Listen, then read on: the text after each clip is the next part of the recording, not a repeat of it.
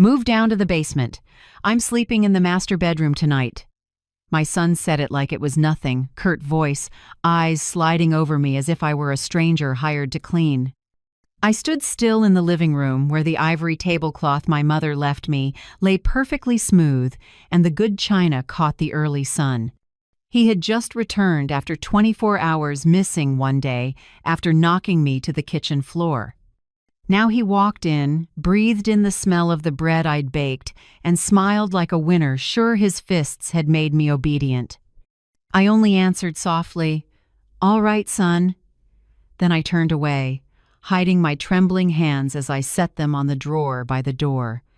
Inside was the paper I'd prepared for months, a temporary protective order, effective this morning.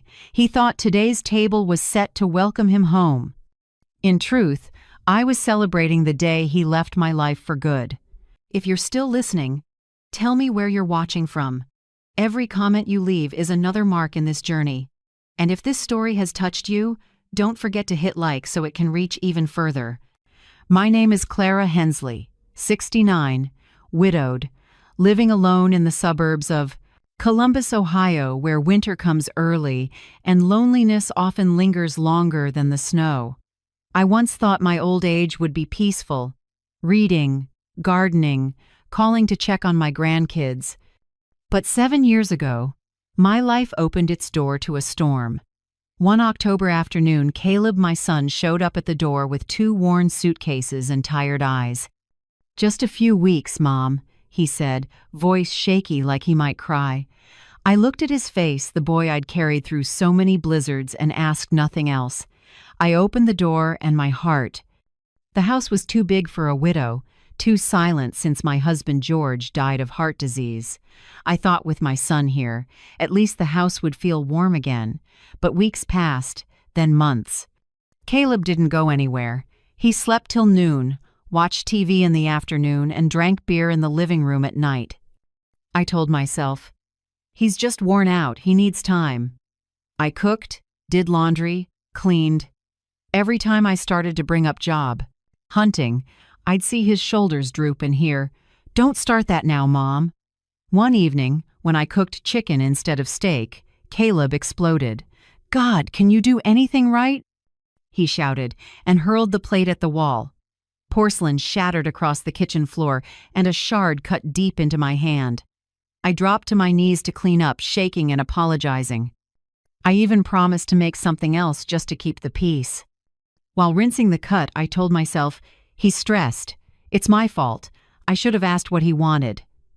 That was the first moment I blamed myself, and the moment hell opened its door. After that, the yelling became the house's background noise. Caleb yelled because breakfast was cold, the coffee too sweet, the tablecloth wrinkled. He said I walked too loud, that I even breathed wrong. I started tiptoeing, closing doors without a sound. Singing in the kitchen? Not anymore. I used to love cooking so much I'd hum Frank Sinatra while stirring sauce, but now I held my breath to stay safe.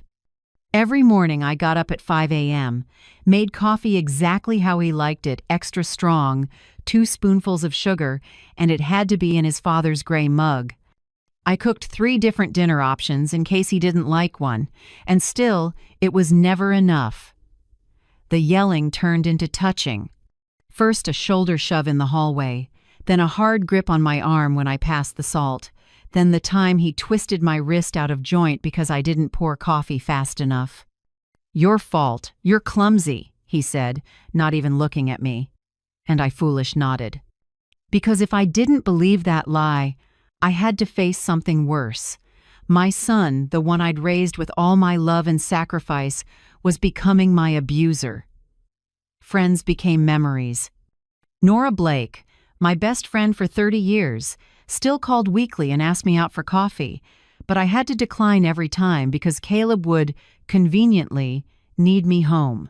He'd say, "I'm tired, stay and make dinner," or just give me that cold look that told me leaving the house was a sin.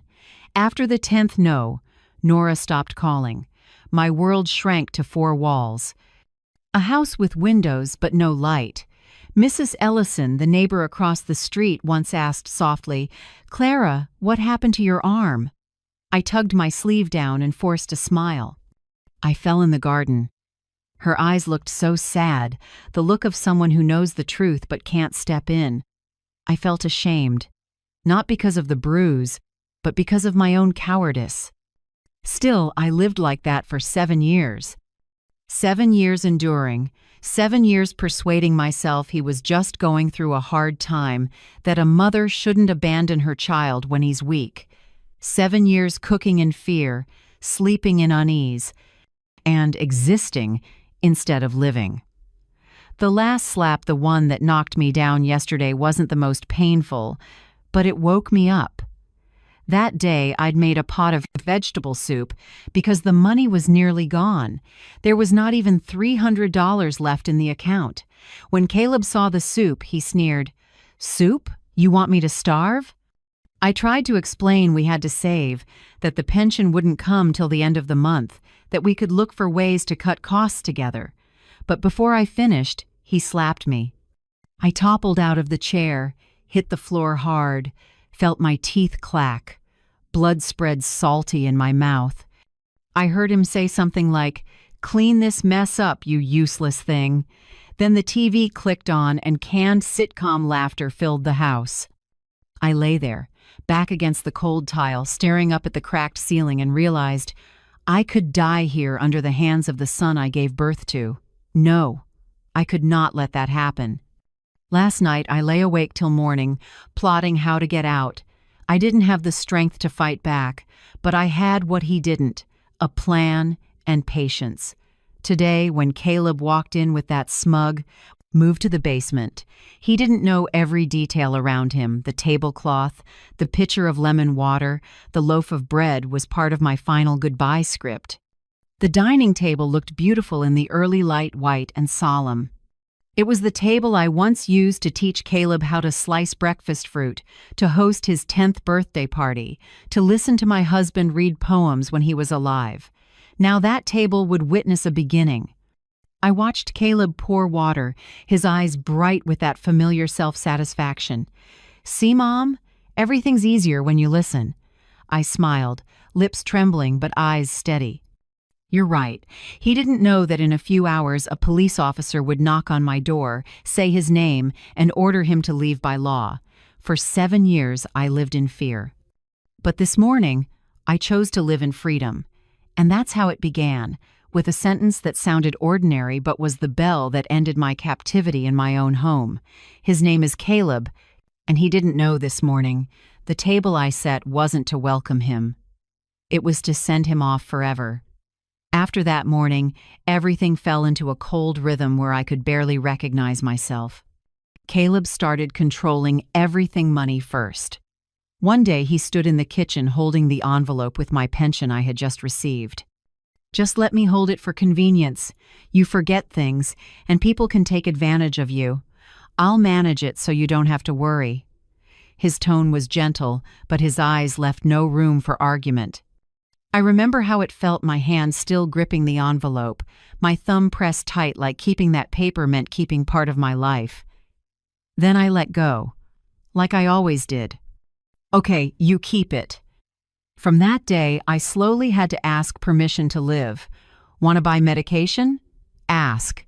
"Want to go to the market?" Wait for him to check the balance.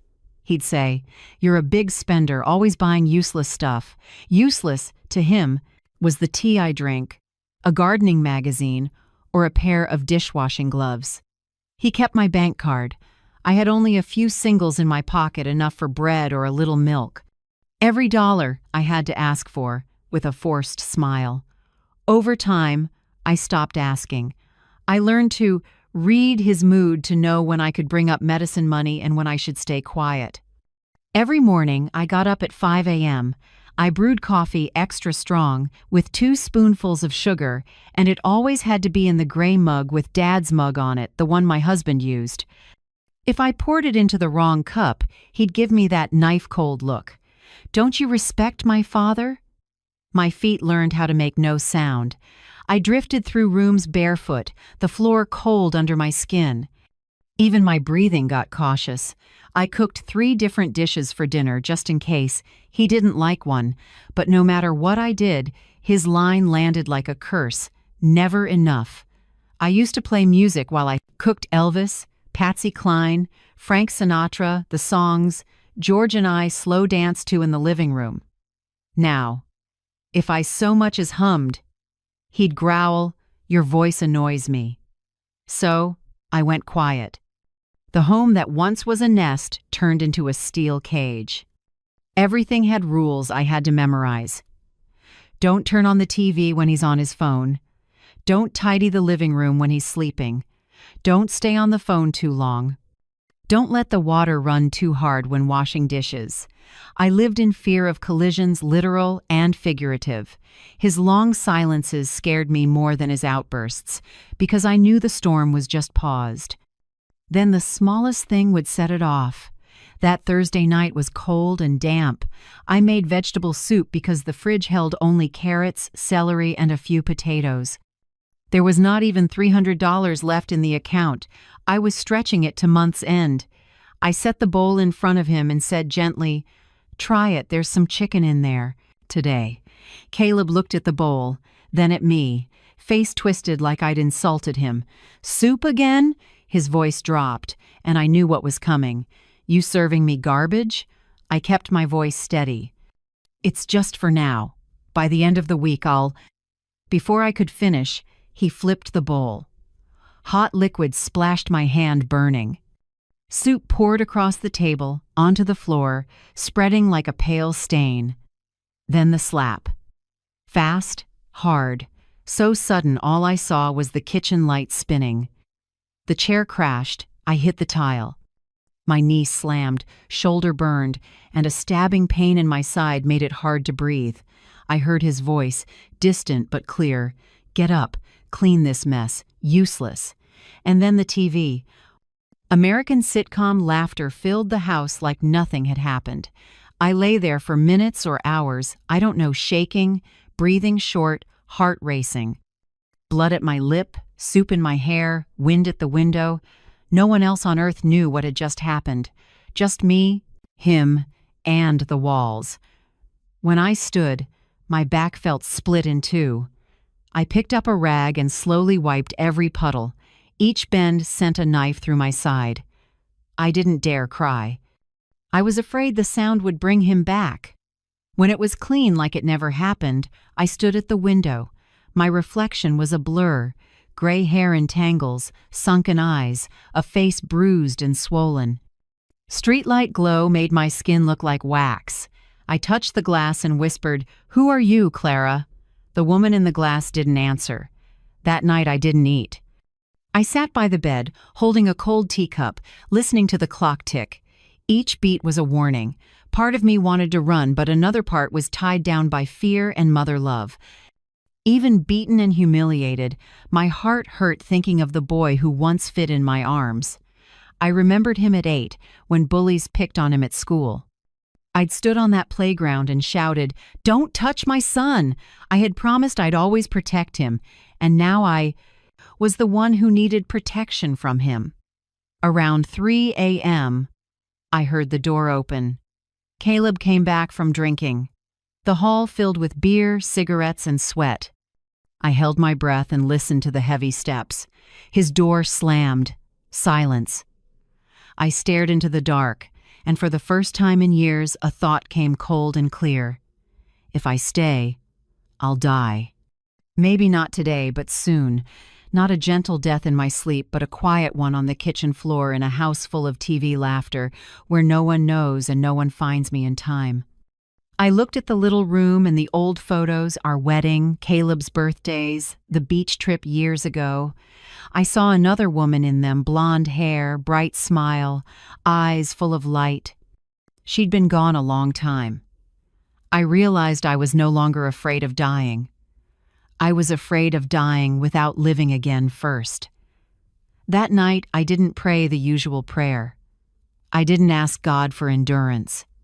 I asked for courage to stop enduring, and in the heavy silence of that, I made a decision. There will be no next time, no more yelling, No more hits. I wouldn't scream or seek revenge. I'd do what he would never expect. I would get out of this cage and take myself back. No savior, no miracle.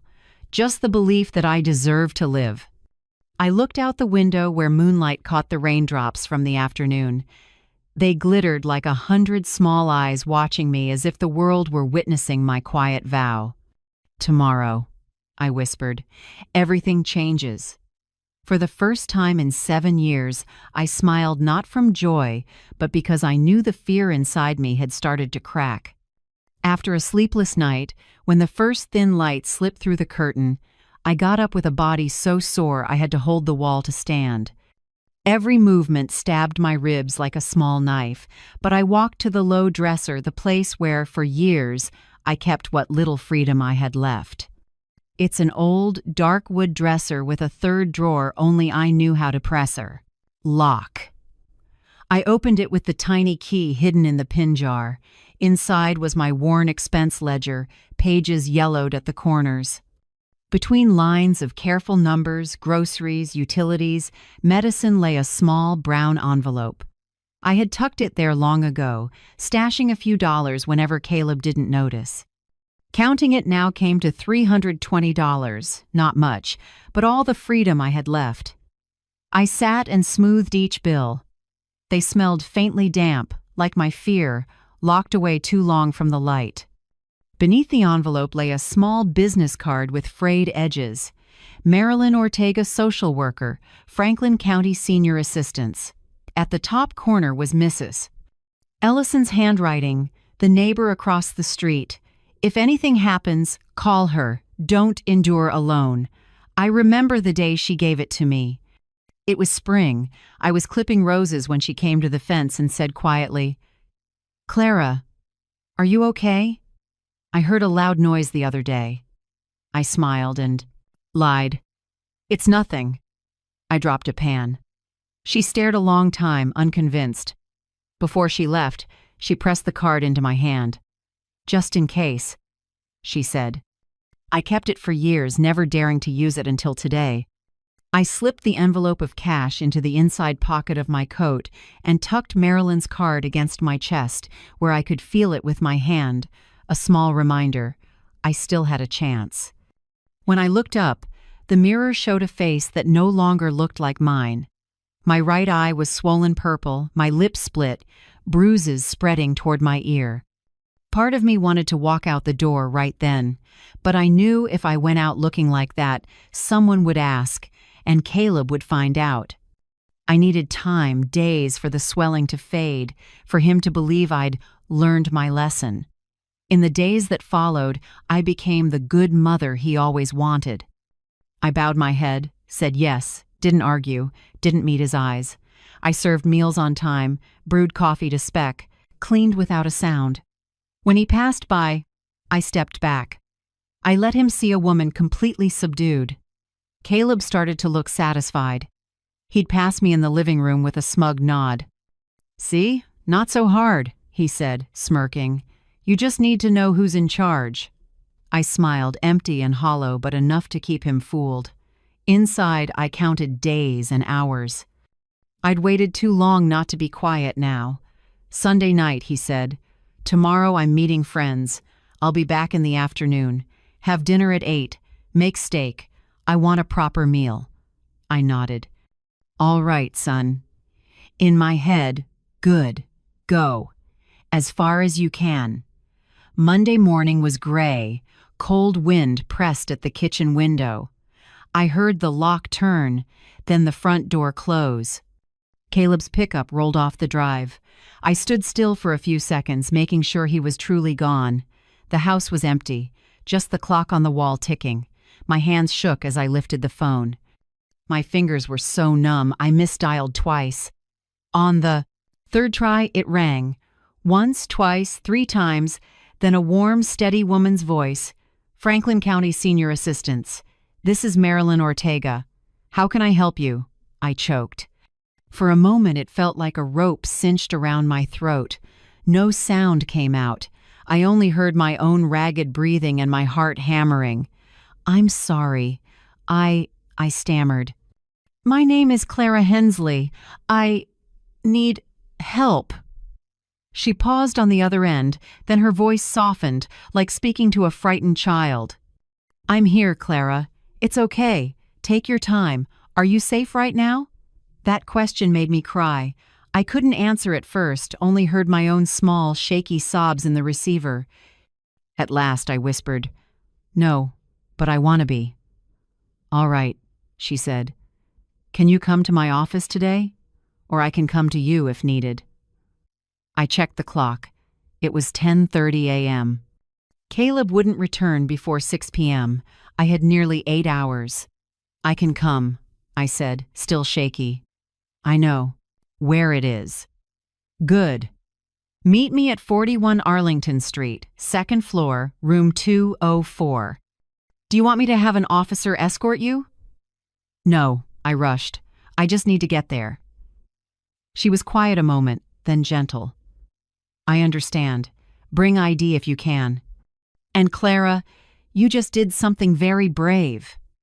I hung up and sat still for a long time. A strange feeling rose, neither relief nor fear. It was like standing at the edge of a very high cliff, knowing one more step means there's no going back.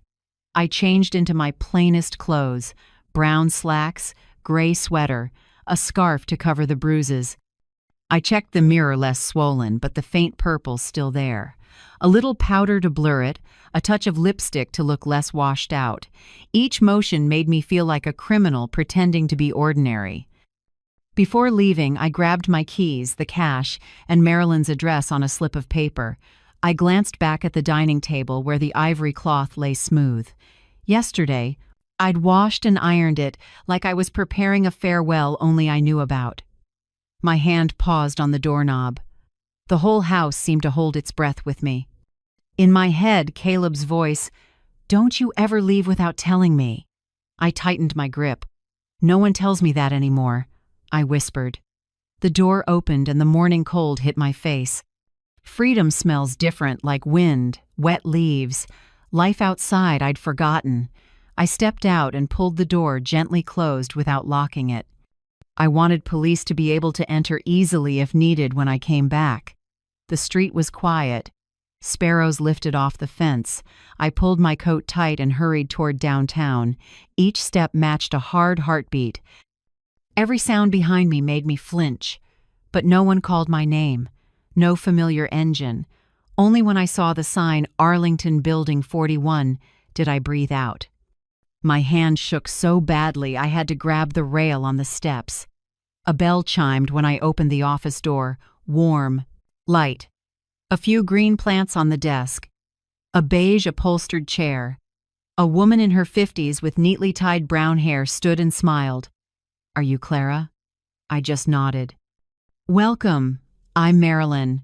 Her voice was low, clear, carrying a calm I'd forgotten people could have. She handed me a glass of water and offered a seat. I sat, hands still clamped on my bag. Marilyn looked at me without pity and asked softly, "Would you like to tell me what happened?"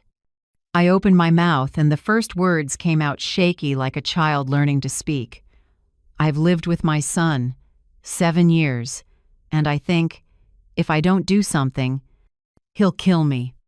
She didn't interrupt, didn't press. She just nodded, brown eyes deep like they were holding every word. I told her about the shouting, the slaps, walking barefoot in my own home. About fear, about forgetting who I was. Each sentence felt like shedding a layer of chain. When I finished, Marilyn said just one line, "You're not crazy. And you're not alone, Clara. From here on, we'll find the way out together." That simple sentence was the first spark I'd felt in my heart in years of darkness. And I knew if I had any strength left, I would follow that spark all the way. Marilyn's office wasn't big, but as soon as I stepped in, my chest eased. Soft light filtered through the window onto the light wood desk and touched the green leaves in small pots. The smell of fresh coffee and a hint of orange bergamot oil made the room warm and safe, a scent I hadn't known in years. Marilyn sat across from me with a small notebook. Her voice was steady but firm. "Clara, remember this. Sons don't have the right to hit their mothers. No one has that right." I lowered my head, tears falling onto my hands. Simple words, but like a key opening the invisible shackle I'd worn for 7 years. All that time I believed I deserved it, that if I were better, quieter, Caleb would stop being angry. Now a stranger told me what I'd forgotten. Violence is never love. Marilyn poured coffee and said gently, "Start from the beginning. Slowly. I'll document everything." I told it all morning. Coffee, fear-filled dinners, punches and insults. Whenever I stopped, choking up, she just nodded. Between us, there was no pity, only listening and trust. When I finished, Marilyn set the notebook down and said quietly, "Now we need to do something important. I have to photograph your injuries as evidence." She took out a camera, asked permission, and began to take pictures. The bruise on my cheek, the purple marks on my wrist, the small split on my lip. The shutter clicked, and strangely, instead of shame, I felt relief, as if my pain was finally being seen. She made a few more notes, then pulled a business card from a drawer. "I want you to meet someone. He's an attorney who handles domestic violence cases. His name is Graham Porter. He works with our center and offers free help in urgent situations like yours." I looked at the card and felt that old fear rise. I'm not sure. I don't want to make it a big deal. If Caleb finds out, he'll lose it. Marilyn took my hand, warm and steady. "I understand your fear, Clara. But right now, you need a team to protect you. Not for revenge, but for survival." She paused, meeting my eyes. "If you do nothing, he will continue. And next time, you might not be here to tell me this story." A chill ran through me. I was quiet a long time, then nodded. "Okay, I'll meet him." That afternoon, Marilyn took me to attorney Graham Porter's office just a few blocks away. His practice was in an old building with a glass door and a sign that read, "Legal aid for survivors of abuse." Not fancy, not flashy, but I could feel the professionalism in every detail, from the perfectly aligned bookshelves to the framed law degree on the wall. Graham was around 60, with lightly graying hair and round frames. He stood to shake my hand, firm but not forceful. "Marilyn has filled me in," he began, calm and steady. "You've endured far too long, Clara. Now it's time we take back control." I sat down, heart pounding. He opened a file, laid out the papers, and spoke slowly so I could follow each step. "We'll file for a temporary protective order. This is a legal document that bars Caleb from coming near you or contacting you in any way. If he violates it, the police can arrest him immediately." I clenched my hands. "What if he snaps? What if he shows up before the police get there?" Graham nodded. "That's a fair question. So we won't take risks. Everything will be planned. In the next 48 hours, we will. Tomorrow morning, you'll go to the bank with me to restore your accounts and block his secondary card. After that, we'll file the protective order with the court. Finally, the police will accompany us to serve the order. At that point, Caleb will be required to leave." He paused, his eyes softening. "You won't have to be afraid anymore, Clara. But we'll take it one step at a time, all right?" I looked at my hands trembling on my lap and nodded. "One step," I repeated. Graham gave a small smile. "Exactly. No need to rush. We just need the right direction." Marilyn, seated beside me, added, "Do you have somewhere safe to stay? If you need it, we can arrange a secure place for a few days." I shook my head. "No. I want to go home. I need to. If I stay there one more night, he won't be suspicious." They exchanged a look, then both nodded. Graham handed me an envelope with copies of the paperwork and an emergency number. "Keep this on you. If he threatens you or touches you, call the police immediately." I held the file to my chest like something sacred. For the first time in years, I had a clear purpose. I wasn't just existing anymore, I was moving toward freedom. I got home at the usual hour, careful enough that my footsteps made no sound. Caleb was in front of the TV, beer in hand. He glanced over. "Why were you gone so long at the store?" "Crowded today," I said with a thin smile. He nodded, said nothing, and turned back to the game. I watched his shadow crawl across the wall, broad shoulders, lowered head, the flicker of the TV making his face look like two people at once, a lost boy and a stranger full of spite. I stepped into the kitchen, put the bags away, and started dinner. My hands shook a little, but my mind was steady. Every motion had a purpose. Chop the vegetables, rinse the meat, set the pot to boil. I thought through tomorrow's plan: bank, courthouse, then the protective order. Each step felt like a small stone laid across the river of fear I was about to cross. When Caleb went to bed, I locked my bedroom door for the first time in months. I set the file on the table and read each line carefully, stopping at the bold words, "Temporary protective order request." Below that was the signature line, "Applicant, Clara Hensley." Seeing my name on that paper made my heartbeat change, not from fear, but from hope. I sat down and wrote a few lines in the little notebook I keep by the bed. Tomorrow, I start again. I don't know what the future looks like, but I know I deserve a life without fear. Outside, wind moved through the trees, dry leaves whispering like a quiet blessing. The warm light in my room pooled over the page, lighting up my shaky signature proof that this woman had decided to stand up. I closed the notebook and turned off the lamp. In the dark, my heart still beat hard, but this time it wasn't panic. It was life. I didn't sleep that night, but I wasn't in despair anymore. I lay there listening to the clock tick, each beat a reminder. Just one more day, Clara. One more day and freedom begins. The next morning, the sky was softly gray, wind threading through the trees in front of the house, dry leaves spinning on the sidewalk. I put on an old brown coat to cover the bruise on my neck and wrapped a scarf around my shoulders. When Graham pulled up, I was on the porch with a small canvas bag, some important papers, and my last 3 $10 bills. He gave me a gentle smile, steady and warm. "All right, Clara?" I nodded, took a deep breath. Better than I thought. We drove to Franklin Community Bank, where I'd opened a joint account with Caleb 6 years ago when he was still pretending to be a good son. In my head, I could still hear him back then. "I'll help you manage it, Mom. You won't have to worry."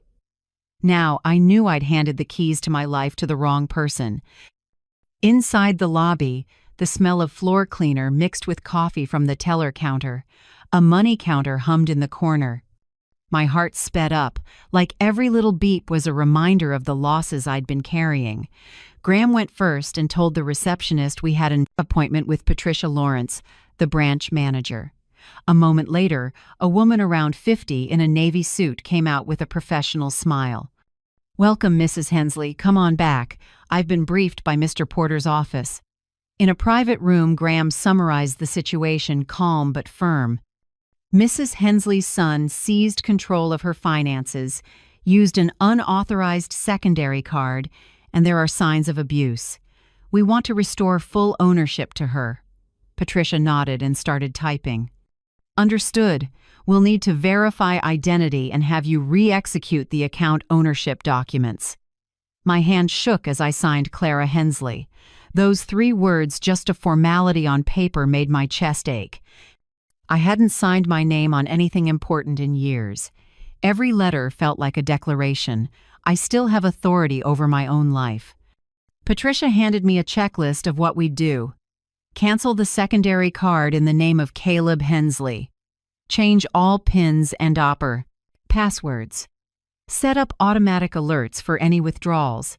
Each time she marked completed on her screen, I felt lighter, as if another cord had been cut from my hands.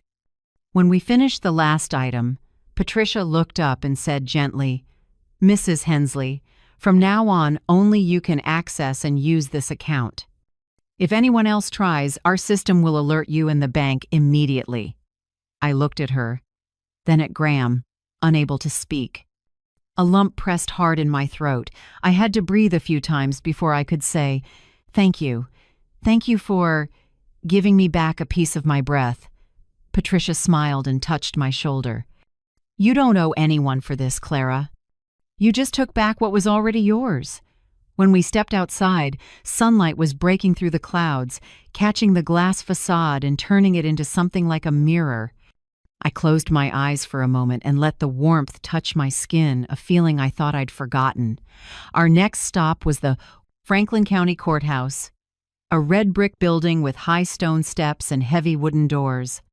I clutched the file Marilyn had prepared, injury photos, my statement, copies of financial documents. With every step down the long hallway, my heart pounded. The waiting area outside the filing office was more crowded than I expected. Mostly women, some young, some well past 70. A brown-skinned woman sat beside me with a sleeping baby in her arms. Across from us, a silver-haired lady watched quietly, eyes that seemed to see entire lifetimes. I looked at them and recognized a version of myself in each face, women who had been quiet too long but chose to stand up today. When it was my turn, Graham went with me and turned in our packet. The clerk flipped through each page, checked the photos, then nodded. "Everything's in order. Judge Harper is on duty today. She's very fair." We waited nearly an hour before they called us in. Judge Harper, short hair, glasses, a serious face, read our file slowly, line by line. I held my breath as she turned to the last page. Then, she signed, swift and certain. "Temporary protective order, effective immediately." I stared at the words, hardly believing them. Harper looked up and said, "This order is in effect for 15 days. During that time, Caleb Hensley is prohibited from coming within 500 feet of you, from contacting you in any form, and is required to vacate the shared residence immediately. Enforcement will be handled by the police." Her voice wasn't loud, but each word rang through me like a bell. Required to vacate.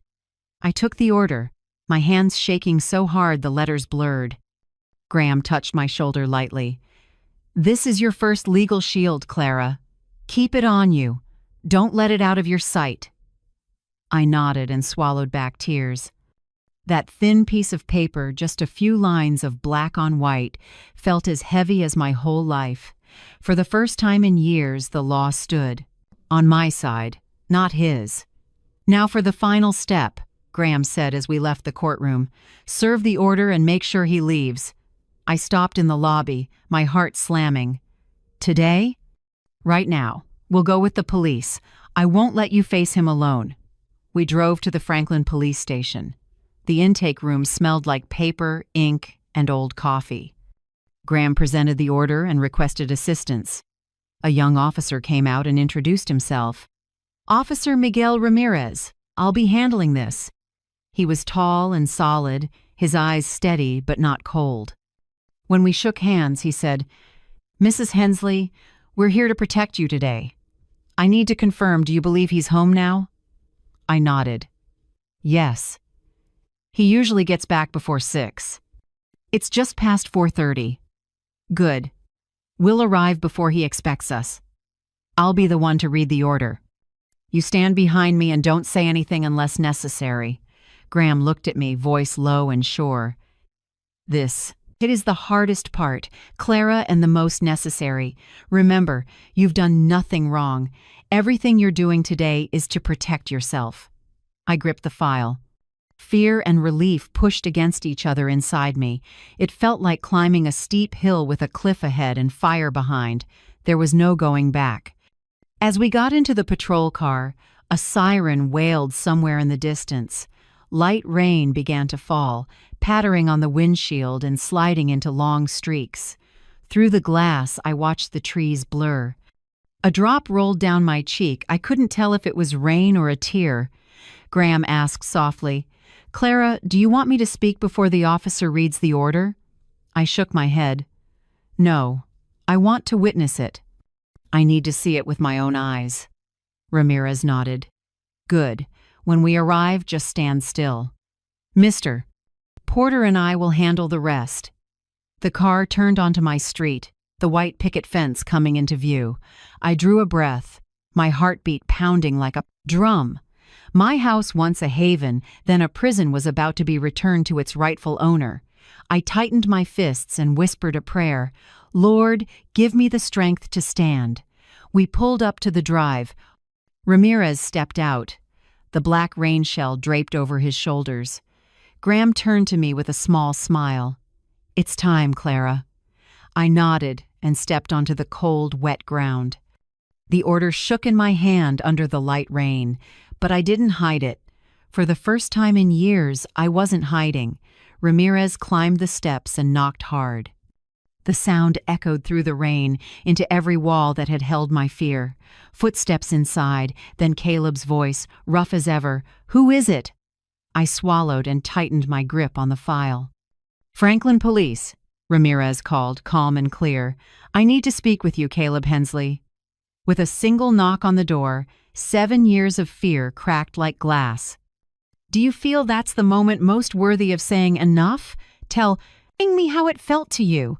In that moment, I realized every painful road I'd walked these 7 years led here, and I was ready to step out of my cage for good.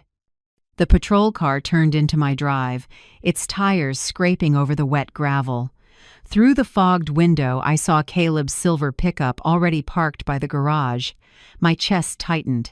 He was home. Every cell in my body stretched taut, afraid, and determined. Officer Ramirez killed the engine and looked at me. Rain traced long lines down the windshield like time itself, long, cold, and irreversible. Clara, he said, voice low and crisp. When I go in, you stand behind me. Don't speak, don't argue, don't react if he gets heated. The law will handle it. Understand? I nodded, though my throat was dry. I understand. From the back seat, Graham handed me the order sealed in a plastic sleeve. Keep it in your hand. If he resists, just hold it up. Don't say a word. I squeezed the page until my palm warmed. Edit. One sheet of paper, the only thing between me and 7 years of terror. Ramirez opened the door and the rain rushed in, along with the heavy sound of boots on the wooden steps. He knocked 3 decisive times. The echo carried across the porch. I stood a few feet behind him, hearing my heart thud like a drum. The door swung open. Caleb stood there, hair a mess, wrinkled t-shirt, face flushed. His eyes slid past me and locked onto Ramirez. What the hell is this? He snarled. Why'd you bring cops to my house? Ramirez didn't budge. His tone stayed even. Mr. Hensley, this is not your house. This is the legal residence of Mrs. Clara Hensley. We're here to enforce a temporary protective order issued by the Franklin court this morning. For a second, Caleb's face went pale. Then it burned red. What? What kind of joke is this? He whipped toward me, voice scraping like metal. Mom, what did you do? I didn't answer. Ramirez took a half step forward, blocking his line to me. You have 60 minutes to collect essential belongings and leave. You are prohibited from coming within 500 feet of Mrs. Hensley. Any violation will result in immediate arrest. You don't have the right. We have a court order. Graham cut in, holding the paper out. You may read it, but you can't keep it. Caleb snatched it, eyes scanning fast. I watched his throat twitch and his jaw clamp tight. He started crumpling the page, but Ramirez stepped in, firm and final. You're obstructing enforcement. Calm down, gather your things, and go. In that instant, the person in his eyes was no longer the one who used to call me Mom in a small mourning voice. I saw only a stranger, furious at losing control. He backed up and slammed his palm against the wall. This isn't over, he hissed through his teeth. You think you've won? You'll regret humiliating me. Ramirez's hand rose to his belt, brushing cuffs. That's a threat, Mr. Hensley. I suggest you focus on packing. The house felt so heavy I could hear the rain tapping the window. Caleb growled and stomped up the stairs.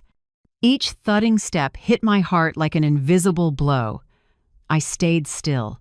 Graham murmured at my ear, "Don't watch, don't speak. Let the law do the talking." 30 minutes later, the clatter of things being thrown bounced down the stairwell suitcase, clothes, a couple pairs of shoes. He came into view with an old duffel slung over his shoulder, eyes still bloodshot. He stopped at the last step and stared hard at me. "I can't believe you did this to your own son." I swallowed and answered, quiet but firm, "I didn't do anything to you, Caleb. I chose to survive." He scoffed, smirked, then shoved the door open. The suitcase tumbled off the porch, popped open, and his clothes spilled into the rain. I didn't bend to pick them up. Ramirez motioned him away. When Caleb's engine growled, I heard the tires grind the gravel, spitting mud and water. Then, silence. The house felt shockingly empty. No more heavy footsteps. No more, "Where are you?" barked from the hall. No more looming shape in the kitchen every evening. Just the clock's steady tick and the smell of cooling coffee on the table. I stood there, hands still trembling, until Ramirez came back with a gentler tone. "Are you all right, Mrs. Hensley?"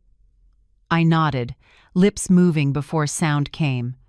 A long breath left me, carrying years of pressure with it. My knees gave and I sank into a chair, tears falling before I knew they were there. Ramirez set a hand on my shoulder, then made a slow circuit of the house. He checked windows, secured the back door, and jotted a few notes. "The kitchen window needs a new lock." I installed an extra latch on the front door. He pulled a small card and wrote a hotline on the back. "If he returns or even lingers outside, call 911 immediately. Don't go out, not even to talk. All right?" I nodded, my voice rough. "All right." Graham stepped forward and placed a slip of paper on the table. "This is my personal cell. Anytime you feel uneasy, day or night, call me." They left quietly. Ramirez paused on the threshold. "You were very brave today, Clara. Don't let anyone make you forget that." I watched them go as the door closed. The patrol car's engine faded until only the soft rain on the porch remained. I stood and walked the house slowly. Each step felt like a small pilgrimage through the living room, down the hall, into the kitchen where I'd been shoved to the floor. I laid my hand on the wooden table, on the fridge door, on the old photo of Evan, my husband. "Do you see this?" I whispered. I finally did it. I opened a window and let the air in. Cool wind poured through, carrying damp earth and wet leaves. I breathed deep and felt the quiet fill the space where boots, shouts, and anger had lived. For the first time in 7 years, the house was quiet and it wasn't scary. I towel-dried my hair, changed my shirt, and opened the fridge. A few vegetables, some potatoes, a bit of butter, and a packet of egg noodles. I set water to boil, chopped the vegetables, and seasoned with salt and pepper. Steam fogged the glass. My reflection in the mist wasn't the same woman who'd trembled here days ago. When the soup was ready, I brought it to the table. No candles, no flowers, no TV. Just me, a chipped ceramic bowl, and the clean smell of herbs. I lifted a spoon, blew on it, and tasted.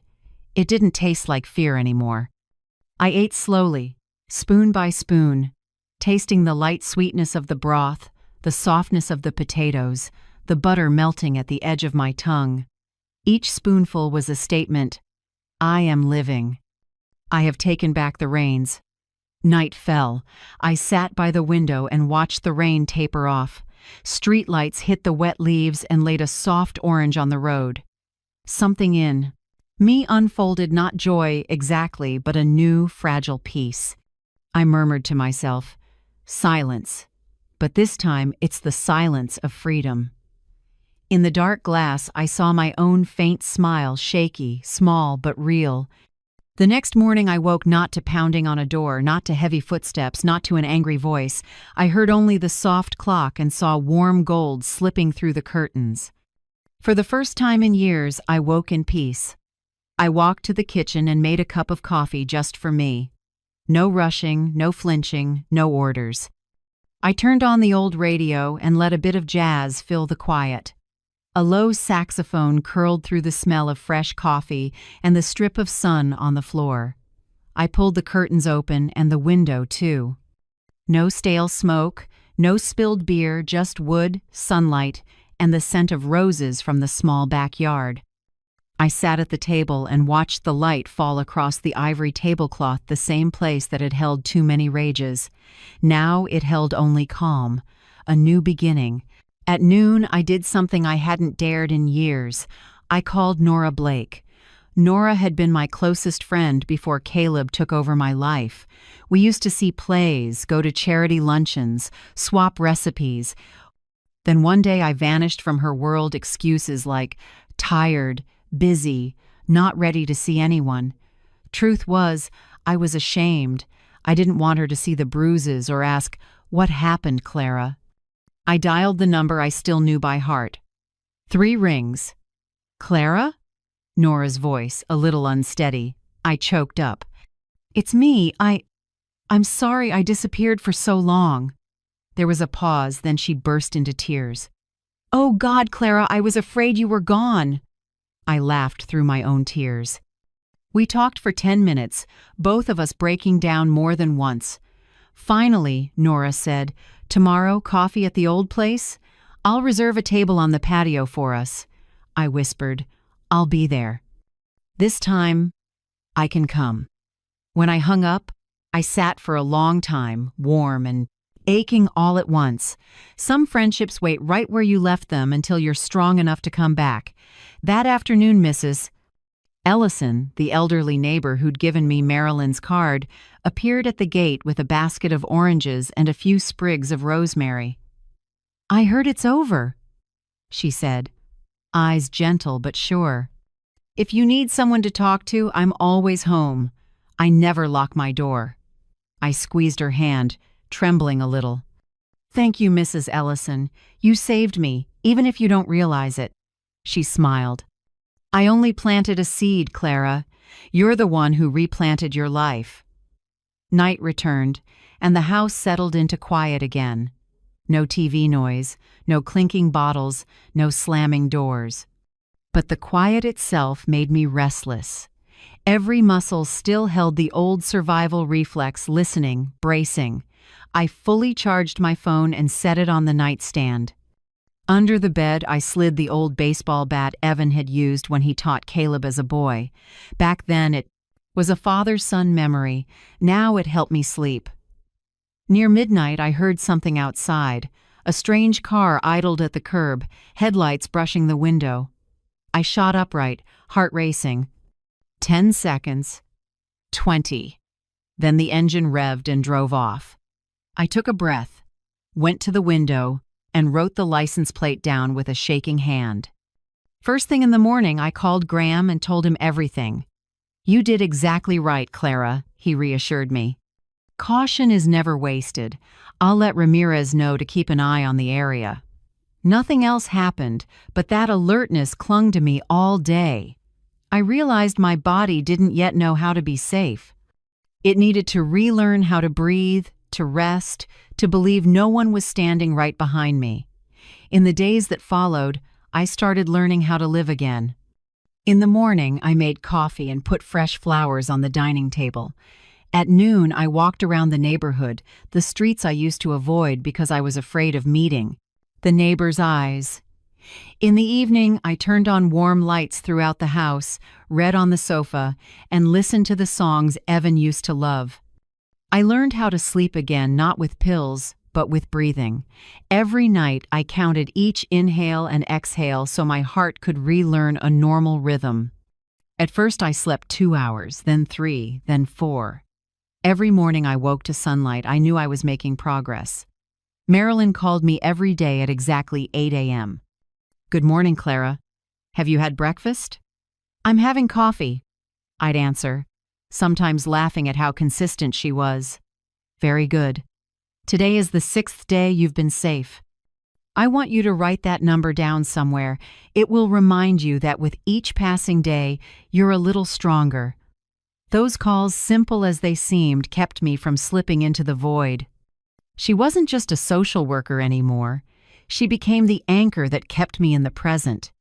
A week later, a letter arrived from the present court, the hearing for a permanent protective order scheduled for 10 days later. I read it carefully, my heart full of worry and resolve. It would be my first time telling everything in court, possibly in front of Caleb. I began to prepare. Every day, I practiced my statement like it was a survival drill, brief, honest, and not reactive. Graham warned. He'll try to say you're confused, exaggerating, or out for revenge. Let the truth stand on its own. You don't need emotion, just clarity. I wrote the key points on paper: times, places, and the level of abuse. Medical evidence, injury photos, and the police report. Statements from Marilyn and Officer Ramirez. Each time I read it, my hands shook less. My voice grew steadier. I practiced looking straight into the mirror and asked myself, if my son stood in front of me now, would I be afraid? And each day the answer became clearer. No, I'm not afraid anymore. One afternoon, Nora stopped by, with a still warm apple pie. I hear you're practicing your statement, she said, setting the pie on the table. But remember, Clara, your words are not just evidence, they're the story of a survivor. Anyone who hears it, including the judge, will feel that. I looked at her and smiled slightly. You still talk like a philosophy teacher, Nora. She winked. Because I used to teach philosophy, remember? We both laughed for the first time. A laugh rang through this house without making me flinch. That night, I sat on the porch with a cup of chamomile tea. The sky was calm, the moon full and bright, lighting up the little garden. The rose beds I'd neglected were blooming again slowly but surely. I breathed in, smelling earth and grass. I thought about the simple things I'd forgotten. Sitting still, breathing, living. No need to prove anything, no need to bow my head, no need to ask permission. In that gentle darkness, I spoke softly, not to anyone in Terriu. Particular, just to myself. I'm still here, I'm still alive, and I will never be silent again. I tilted my face to the sky. No more rain, no more shadows falling across the window. Only moonlight, night wind, and crickets humming like an old song coming back to life. I closed my eyes and took a deep breath, one breath of freedom, of real life. And for the first time, I felt something simple I had forgotten for 7 years. Peace isn't the absence of noise, it's knowing you're no longer afraid of it. The hallway at the Franklin courthouse was packed that morning. The smell of coffee mingled with old paper, shoes clicked on stone floors, and small conversations rolled around me like waves. I sat on a bench, fingers laced together, palms cold with sweat. Next to me was Graham in a gray suit and deep blue tie, calm, as if he could organize a storm with just a look. On my other side, Marilyn sat quietly, a file in her hands, laying a gentle hand on my shoulder now, and then, as if to say, I'm here. The courtroom door opened, and I saw him. Caleb. He came from the opposite hall in a white dress shirt and black slacks. Hair combed his face so polished it made my skin crawl. A tall man in glasses walked with him, likely his lawyer. His eyes swept past me, then paused. In that moment, I saw what I'd known for 7 years, arrogance and challenge. But this time, I didn't lower my head. Graham murmured. Look straight ahead, Clara. Don't let him control the air. I nodded and drew a breath. I know. When the clerk called our case, I stood. My legs trembled a little, but I didn't need anyone to hold me up. We entered the courtroom, where Judge Harper was already on the bench, the same short-haired woman with a gaze both stern and even. I remembered her voice from the temporary order.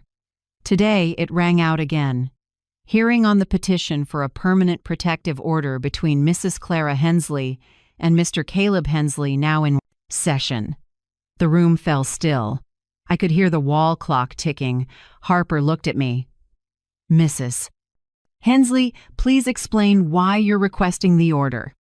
Graham gave a small nod, as if to say, be yourself. I stood, gripping the edge of the table to steady myself. I glanced at the benches filled with strangers, but I felt many eyes of sympathy. I began slow and low. Your Honor, I lived with my son Caleb for 7 years. In those 7 years, I lost things one by one: my money, my friends, my health, and my own voice. It started with, Mom, let me hold your money for safety, and turned into having to ask permission to buy my own medicine. I eventually couldn't choose my meals, couldn't sing in the kitchen, couldn't open a window. And if I forgot those rules, I was reminded by hands, not words. I heard someone in the room hold their breath. Harper nodded for me to continue. The breaking point, I said, my voice shaking, was a Thursday night. I made soup, the dish my son used to like. He flipped the whole pot onto the floor and called it trash. When I reacted, he slapped me, then turned on the TV like nothing had happened. That night, I looked in the mirror and didn't recognize myself, and I understood, if I didn't act, I would die right there in that kitchen. Harper made a few notes. Go on, Mrs. Hensley. I'm not asking the court to punish my son, I said slowly, looking straight at her. I'm not trying to get revenge. I just want peace in my own home. I want to live without fear every time I hear footsteps. Graham nodded slightly. Marilyn pressed her lips together, eyes a little wet. The judge turned to the other side. Mr. Caleb Hensley, your response? Caleb stood, tugged at his collar, and smirked. Your Honor, my mother. Her memory isn't what it used to be. She trips a lot, spills food, then thinks I hit her. I only helped her clean up. She's clumsy, forgetful, and tends to imagine things. I've never laid a hand on her. I closed my eyes. That voice, slick and confident, had once made me doubt myself. Harper gestured to Graham. Graham stood and pulled 3 photos from the file. Your Honor, these were taken by social worker Marilyn Ortega on March 8th, one day after the incident.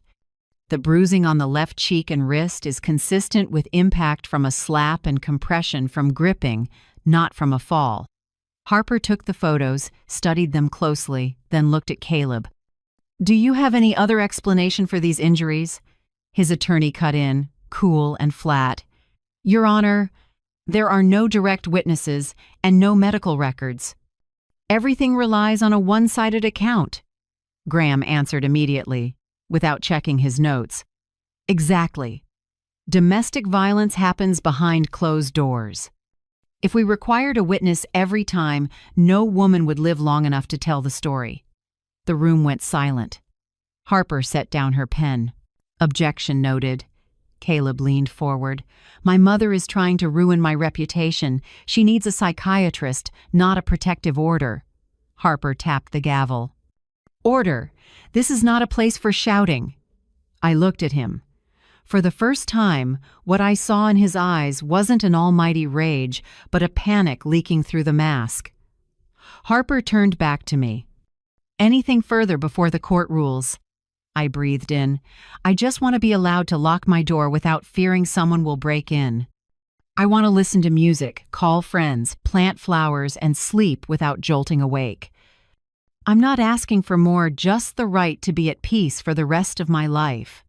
The room was so quiet I could hear the first drops of rain against the window. Harper reviewed the file one last time, then lifted her head and spoke clearly, each word like a stamp. The court orders. A protective order of 3 years is granted to Mrs. Clara Hensley. Mr. Caleb Hensley is prohibited from coming within 500 feet of her and from contacting her by any means. Any violation results in immediate arrest. Mr. Caleb Hensley must complete a minimum 6-month anger management program. The gavel struck. Thud. It all ended with a dry, unexpectedly simple sound. Caleb froze, then turned away without a word. I didn't look after him. I only heard the rear door of the courtroom close. Graham rested a hand on my shoulder and whispered, "It's done, Clara." I nodded. No cheers, no bursting tears. Just one long breath, deep, full, and real. Marilyn squeezed my hand. "You did it. You told the truth, and the court listened." I looked at the two of them, then around the room I once thought I'd never have the courage to enter. When we stepped outside, the rain had just stopped. Water streaks on the steps caught the afternoon sun, reflecting three figures walking away: a lawyer, a social worker, and an older woman holding tight to a sheet of paper that would protect her. I wasn't joyful. I just felt lighter. I had survived, and I was still walking. At the courthouse threshold, I paused and looked up at the pale blue sky after rain. I said softly, just for myself, it wasn't justice that brought me back, it was the truth. And today, I dared to speak it. Then I walked down the steps, slow and steady, like someone relearning how to walk on her own legs.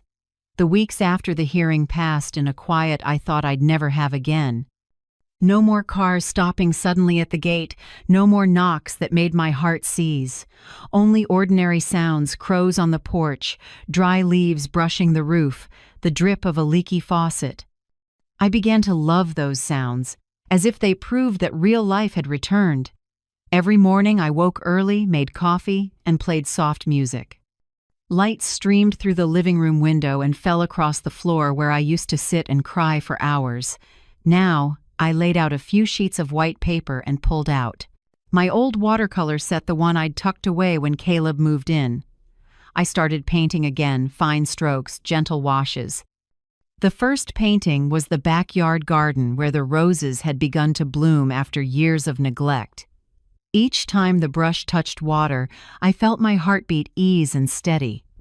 I realized art wasn't just for beauty, it was how a strangled heart loosens. One afternoon, after the sun had faded, I checked the mailbox as usual. A few bills, a flyer, and an envelope with no return address. I hesitated, then opened it. Inside was a single folded white sheet with a scrawl in ballpoint pen. "It's not over." The paper slipped from my fingers onto the porch. My heart pounded. I didn't need to guess that handwriting was Caleb's. I'd seen it hundreds of times on bills and notes he'd left on the table. I stood still for a few seconds, then went inside, locked the door, and grabbed my phone. I called 911, my voice shaky but clear. "This is Clara. Hensley. I have a 3-year protective order against my son. Today I received a threatening letter in his handwriting." The dispatcher reassured me and said a patrol would come to take a report. Graham arrived in half an hour. He examined the paper, put on gloves, and slipped it into a plastic sleeve. "Good, Clara. You didn't handle it much. The prints should be intact." "God," I whispered. "I thought it was over." Graham looked at me not just as a lawyer, but as a friend. "I know the feeling. But you did the right thing. This reaction calling right away shows you're living proactively now, not as a victim." That night, I sat on my bed without turning on the light. The door was locked, the curtains drawn, but I could still hear my heart pounding like a drum. Every sound outside made me tense. The baseball bat stayed under the bed, my phone fully charged, the flashlight on the nightstand. I kept telling myself, "I'm safe. There's police patrol. Everything has been logged." Sleep still didn't come. 2 days later, Ramirez called, his voice low and urgent. "Clara, we picked him up last night at a bar on 5th Street. He was drunk and loudly saying he'd make my mother pay. We have witnesses and video. You're safe for now." I dropped into a chair. In my head, I heard someone exhale. I wasn't sure if it was me or someone else. "You're sure?" "Sure. He's being held for 72 hours while we investigate the protective order violation and the threats. After I hung up, I looked out the window at the drizzle. I thought I'd feel relief, but what came was emptiness. Caleb had once been the baby in my arms, the child who giggled at bedtime stories. Now he was the man police had to cuff for threatening his own mother. That feeling loss and release at the same time cut both ways. That afternoon, Graham called again. "Clara, I know you feel empty. But remember, Caleb made his choices. You only protected." I was quiet for a while, then said, "I know. But sometimes understanding it with my head doesn't mean my heart catches up." "True. But your heart will relearn just like you relearned how to breathe." 3 weeks later, the court sentenced him. I didn't attend, but Graham did and reported back. Caleb received 8 months in jail for violating the protective order, plus making threats against someone's life. He was also ordered to complete anger management and mandatory psychological treatment after release. When I heard, I just nodded. Not happy, not sad. Just a slow calm spreading like a lake after a hard rain. I knew justice can't fix everything, but at least it can stop the cycle. Marilyn stopped by that afternoon. She set a small notice on my table. "The community center is starting a support group for survivors. You should join. They need to hear your story, and you need to hear theirs." I hesitated, then agreed. So every Tuesday afternoon, I went to the center. A small room, beige walls, chairs in a circle. Some were young, some older, some with fresh purple marks at their wrists. When it was my turn, I spoke no crying, no shaking, just told it. About fear, about the mirror that no longer showed me, about the judge's gavel. When I finished, a young woman beside me took my hand. "Thank you, I don't feel alone anymore." That night, I came home and looked at my half-finished rose painting. I picked up the brush and added a few highlights, new petals blooming in the corner. For the first time, I realized my life was being repainted too. The next week, Marilyn held a personal safety skills training for the group. I went and learned how to recognize stalking, preserve digital evidence, and use a safety code when calling the police. I learned to create strong passwords, turn on two-factor authentication, and delete old accounts Caleb might know. At one point, I laughed. Turns out a 69-year-old woman can learn cybersecurity like a college student. Marilyn smiled softly. "You're not just learning, you're taking back control." Those sessions made me feel more confident. Each small step, jotting down a strange license plate, sending a report email, checking the door locks, was a reminder I wasn't helpless anymore. One evening, after locking up, I stood on the porch and looked at the block. Everything was wonderfully ordinary, Mrs. Ellison's porch light, soft music from a neighbor's house, a dog barking down the street. I understood that healing isn't a single bright moment. It's a string of repeated choices. Choosing to get up, choosing to trust, choosing to keep going. I went back inside, turned off the lights, and lay down. In the dark, the soft tick of the clock no longer scared me. Each little beat was a beat of freedom. I smiled and whispered, "Tomorrow I'll paint again. Maybe this time I'll paint the sky." And as my eyes closed, I knew I had truly started to live again. On the first morning of that spring, I stood in the living room, the room that had seen me bow and apologize for things that weren't my fault. Sunlight slanted through the window, drawing long beams across the tile. I looked around and decided it was time to repaint. I chose pale peach, the pink touched with orange that looks like dawn on a wall after rain. As I rolled on the first coat, the sweet, sharp smell of new paint spread, making me cough lightly and warming my chest at the same time. Each pass of the roller covered old marks, places once dented by a fist, cracks from a rage. Now those walls held a different breath, mine. When I finished, I stepped back to admire it.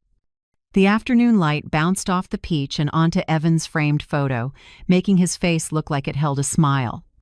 I said softly, "Do you see it? I finally brought light back into this house. I turned Caleb's room into a studio. not to erase him, but to rewrite the memory.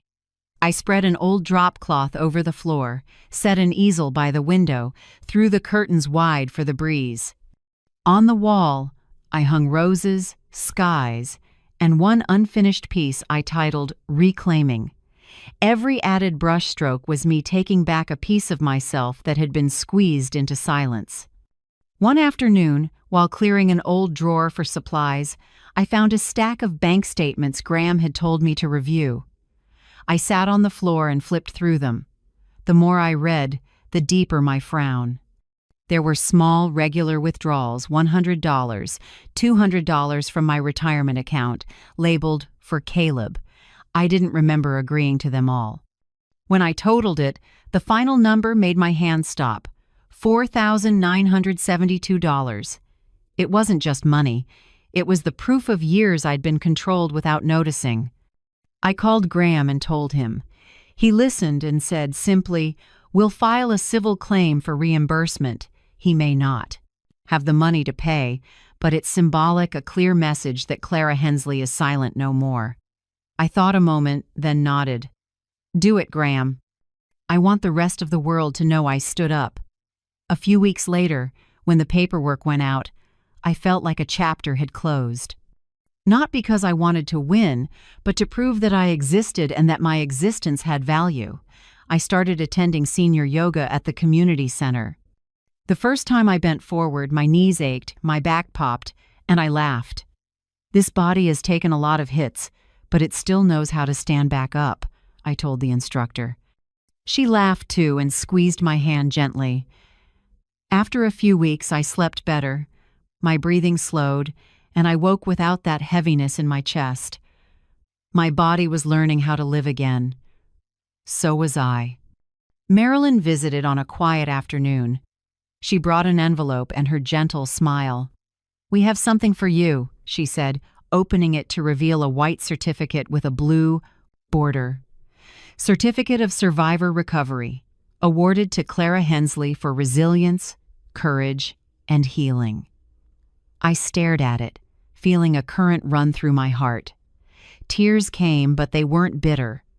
Smiling through them, I said, "This is the first certificate I've received that only proves I'm still alive." Marilyn took my hand.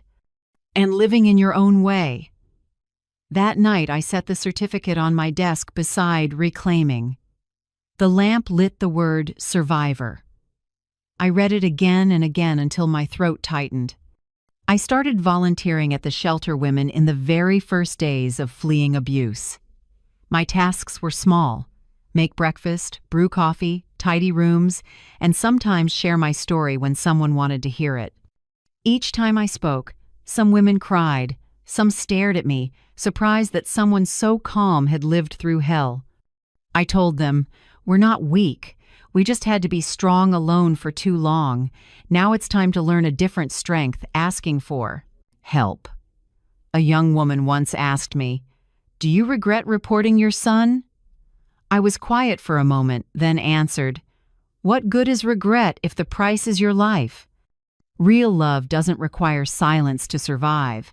My son chose his path. I only chose to live. Every time I left the center, I felt lighter. By telling the story, I was opening a door for others to step through. I learned something new too: how to say no and how to say I need help. Before I worried about burdening people, afraid I'd be judged as weak. Now I know loving myself isn't selfish. When I say no to what harms me, I'm saying yes to peace. Every night I journaled. Not much, just a few lines, but it became a habit. I wrote down small things. Today I poured coffee without spilling. I laughed looking at Evan's old photos. I slept 5 full hours without a scary dream. At the bottom of each page, I wrote the same line: "Don't go back to the dark." It wasn't just a reminder, it was a vow. One weekend evening, I invited Nora and Mrs. Ellison for dinner. Not a big party, just lasagna, a little salad, and a bottle of red wine I'd been saving. I put fresh roses in the center of the table and played soft music. When they arrived, sunset still lingered in the window frames, tinting the house a warm gold. Nora hugged me tight. "This house looks different, Clara. It has life." I smiled. "It only reflects the person living in it." We ate and talked, told old stories, sometimes laughing until we cried. When I poured the wine, my hand didn't shake. I realized I was no longer afraid of the clink of glasses or a man's loud laugh. No memory held this meal captive anymore.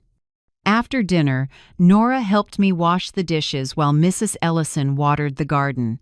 When everything was done, I looked at them, two women who had once witnessed my collapse, now witnessing my recovery. I spoke softly, almost like a confession. There was a time I lived only to be afraid. Now, I live to be grateful. Nora smiled and laid a hand on my shoulder. And to teach others how to stand up. I smiled and looked out the window.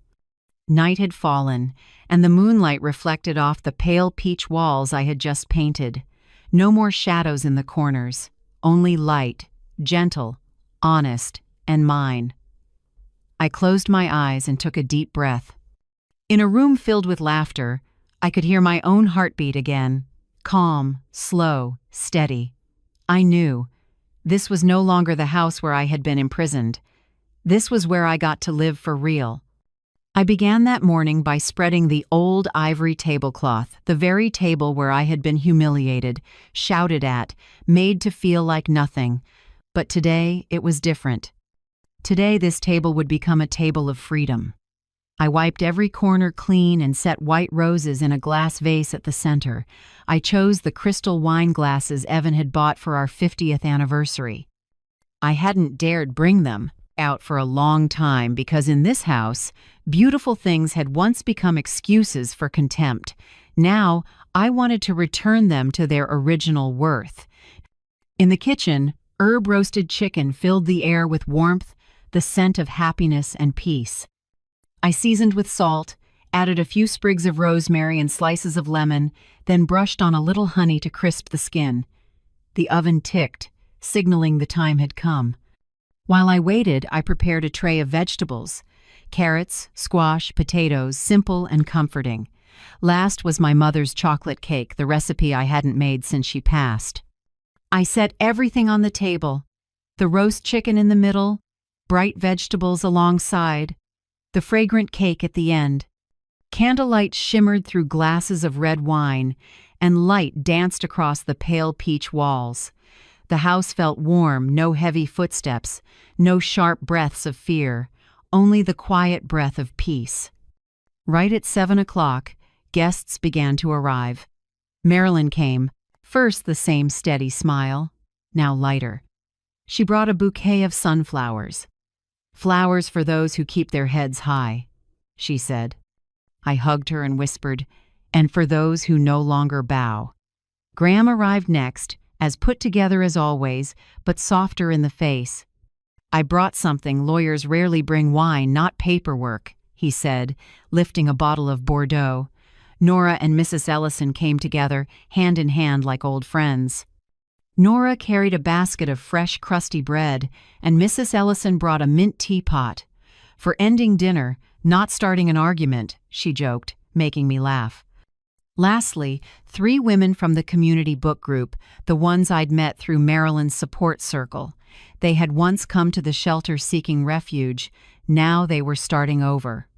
One had just gotten a job at the library. One was about to move into her own place. And the other was still in therapy. I wanted them here, because this dinner wasn't only for me, it was for everyone who had walked through the dark and was still standing. The house filled with voices, soft laughter humming like background music. When everyone sat down, Graham looked around the table and raised his glass. To Clara, someone who didn't just survive, but bloomed. The table went quiet for a few seconds. Then glasses clinked. I smiled, eyes wet. "If anything bloomed, it's because you were the light that helped me sprout again." Marilyn leaned in, her voice warm. "Clara, you chose to live, to fight, to heal.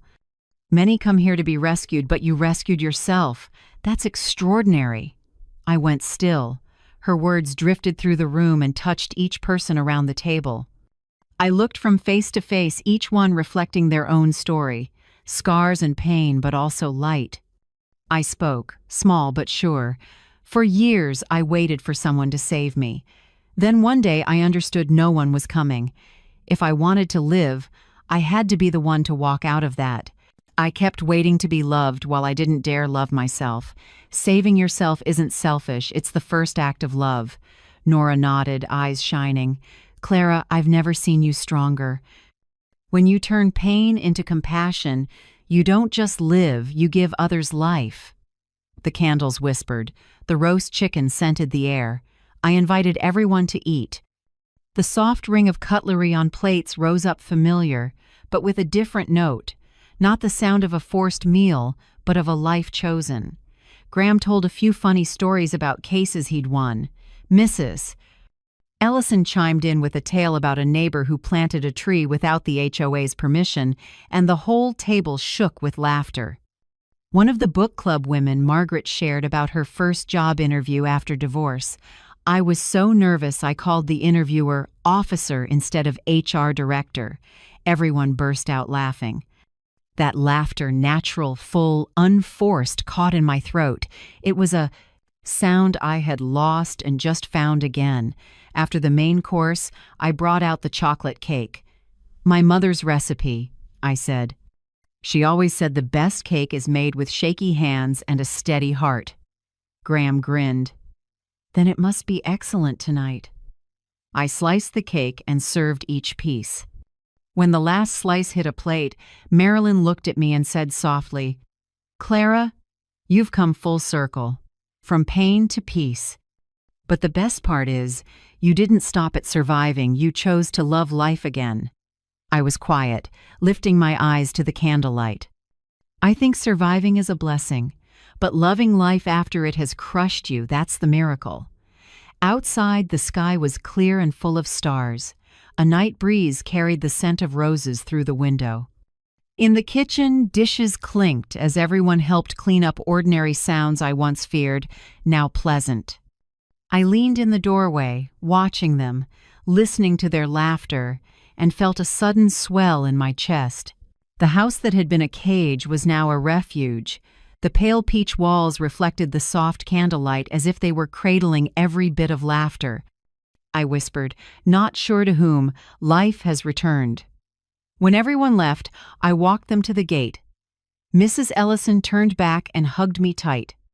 I'm proud of you, Clara. Tonight you didn't just host a dinner, you held a ceremony for your own soul. I smiled, eyes damp. Thank you for planting the seed that day. No, you're the one who made it bloom. When the gate closed, I went back inside. The kitchen still held the scent of cake, wine, and human warmth. I looked at the table now, washed with moonlight through the window, and felt an odd, clear peace. I sat, poured a little leftover wine, lifted my glass, and whispered to myself, to peace, to those who walked through the dark, to me. I set the glass down and looked outside. Deep down, I truly wished Caleb peace. Not because he deserved it, but because I didn't want to carry hate any longer. Forgiveness, I now understood, isn't about erasing the past. It's about freeing yourself from its chains. That night when I went to bed, I looked at the door. The lock was still there, but I didn't slide the bolt. Not because I forgot, but because I didn't need to. For the third time in my life, I slept without locking the door. A small act, but a big moment. And before I drifted off, I knew I had truly returned to life, to the light, to myself. I began each morning with a small ritual, a hot cup of tea, sunlight spilling onto the porch, and a leather-bound journal waiting on the table. On the first page, written in blue ink, it says, 3 things I'm grateful for today. It's a habit I learned in group therapy. And for almost a year now, my first line has always been the same. 1. I'm grateful for myself. I'm grateful for the woman who didn't give up on those nights when there seemed to be nothing left to believe in. Grateful for these hands shaking but still opening the door to step into the light. Grateful for this heart cracked but still brave enough to love life again. Second, I usually write, I'm grateful for this home. Because now it's no longer a prison. It's a place of peace, of morning music, of the lavender I just replanted on the porch. And third, I'm grateful for the people who walked with me: Marilyn, Graham, Nora, Mrs. Ellison, and the women I met at the shelter. Each is a piece of the mosaic of my return. Now I keep a new rule: clear boundaries, kindness with limits. I've updated my security system, saved emergency numbers, and set up a camera at the front door. But more important are the invisible fences, emotional boundaries. I no longer apologize for needing quiet. I no longer accept things just to keep others comfortable. Boundaries, I've learned, aren't distance. They are the outline of self-respect. Every week I still go to the shelter not as someone in need, but as the woman who leads the craft class. I named the workshop From Fear to Creating. We cut paper, mix colors, knit. Some hands shake so much they can barely hold scissors, but the cuts get steadier.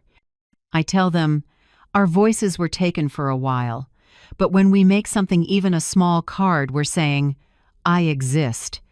One session, a young woman came up to me, eyes red. Mrs. Clara, I don't know when I'll ever feel as at peace as you. I smiled and held her hand. Peace doesn't arrive all at once. It comes little by little, every time you choose yourself over fear. The civil case is still moving forward. Graham updates me often. He says that even if Caleb can't fully repay, the court accepting the case is already a win. The money may never come, he said, but your dignity is back where it belongs. I don't care about the money anymore. I just want acknowledgement that I'm not weak, not controlled. This time the courthouse isn't only where justice is carried out, it's where my passage through is affirmed. On the front porch, I replanted lavender, the flower Evan loved. Years ago, it withered from neglect. Now, as I turn the soil, the scent drifts through the breeze, sweet and clean. Every morning I water it and watch each stem reach up. A neighbor passing by said, "That looks beautiful, like it's brand new." I smiled. It's not new, just given a chance to bloom again, like me. One evening, I opened my journal and wrote a letter to myself from 7 years ago. Clara, from 7 years ago, I know you're afraid. I know you think silence will keep the peace. But silence doesn't save anyone, it only makes the dark bigger. One day, you will stand up. You will find people who believe you, and more importantly, you will believe yourself again. When that day comes, you'll see. You were never weak. You were made to forget your strength. Forgive yourself for taking so long to see it. Clara of today. I folded the letter and placed it in a drawer, the one that used to hold bills and painful papers. Now it holds the memory of someone who survived and is living well. The next morning, when the first light came through the window, I looked around the house, everything bathed in sunlight. I understood something I couldn't have 7 years ago. Freedom isn't a destination. It's a habit. Freedom is making tea without hearing a shout. Freedom is opening a window without fearing footsteps. Freedom is laughing without looking around first. And freedom is choosing, each day, to live a little more with gratitude and courage. I set a pitcher of lemonade in the center of the table like Evan and I used to do whenever we had company. But today, it wasn't for people who scared me, it was for friends who made me feel warm. I added a few mint leaves, and the fresh scent spread through the room. This house once witnessed my collapse. Now it witnesses my return. I went out to the porch, sat in the wicker chair, watched the wind move through the lavender, and listened to children laughing next door. In that moment, I gently closed my eyes, took a deep breath, and said to myself softly, just loud enough for the breeze to hear, I'm here. I'm alive. I'm free. If someone asked me now, what changed your life? I wouldn't say the law or the help. I would say, it was a choice on an ordinary morning when I decided not to endure anymore. Freedom, I learned, begins with a small choice, the choice not to be silent. And I know someone hearing this today may be in a dark room like I once was. I only want them to hear one thing. The light doesn't disappear. It's just waiting for you to open the door. Thank you for staying with me to the very last lines. I don't know where you're listening from, maybe a small kitchen that smells like morning coffee, or a quiet room late at night. But if anything I've said made your heart stir even once, please leave me a small sign, a comment, a hello, or simply the name of the city where you live. Because somewhere out there, someone might read it in silence and find the faith to begin again. If this story touched you, please tap like or subscribe. So when the next stories of courage, healing, and freedom are told, you'll be there again like an old friend returning. Every comment you leave is a small light for those still lost in the dark. From the bottom of my heart, thank you for being here, for listening, and for still believing that freedom, even late, always finds its way home.